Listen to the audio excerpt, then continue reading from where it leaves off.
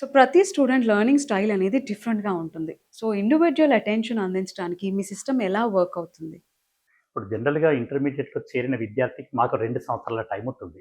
ఇప్పుడు ఏ స్టూడెంట్ అయినా even first ఎగ్జామ్‌లో 720 మార్క్స్ వచ్చిన స్టూడెంట్ కూడా 2 ఇయర్స్ వెయిట్ చేయాలి. సో, దాంట్లో మేమేం చేస్తామంటే ఫస్ట్ మాది 4 ఫేజెస్ ఆఫ్ కోచింగ్ ఉంటుంది.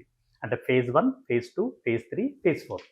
ఫేజ్ 1 అనేది లెర్నింగ్ ఫేజ్. లెర్నింగ్ ఫేజ్ అంటే ఫేజ్ 1 లెర్నింగ్ ఫేజ్‌లో టోటల్ ఫస్ట్ ఇయర్ సిలబస్ చెప్పేసేస్తాము. అండ్ దాని తర్వాత కొన్ని చాప్టర్స్ రివైజ్ కూడా చేస్తాం. అండ్ ఫేజ్ 2లో ఏమవుతదంటే మిగిలిన సెకండ్ ఇయర్ సిలబస్ మొత్తం చెప్పేసేస్తాం. ఫేజ్ 3లో నియర్లీ ఒక 5½ మంత్స్ అంటే మొత్తం సిలబస్ అయిపోయిన తర్వాత 5½ మంత్స్ ఎగ్జాస్టివ్ రివిజన్ జరుగుతుంటుంది. సో, ఇప్పుడు ఏమవుతుందంటే ఇప్పుడు మీరన్నట్టు కొద్దిమంది పిల్లలు ఫస్ట్ టైమే లెర్న్ చేసుకుంటారు. కొద్దిమంది పిల్లలకి సెకండ్ లెర్నింగ్ కావాలి. కొద్దిమంది పిల్లలకి థర్డ్ లెర్నింగ్ కావాలి.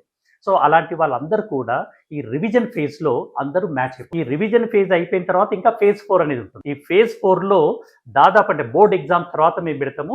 ఆ ఫైనల్ ఫేజ్ రివిజన్ ప్రోగ్రామ్ అంటాం. సో, ఇంకా ఎవరైనా పిల్లలు మ్యాచ్ అవ్వని వాళ్ళు గనక ఉంటే ఆ ఫైనల్ ఫేజ్ రివిజన్‌కి అందరూ మ్యాచ్ అయిపోతారు. దాని తర్వాత నియర్లీ 45 డేస్ టైమ్ ఉంటుంది. సో, ఆ 45 days time is enough for any student to match NEET exams.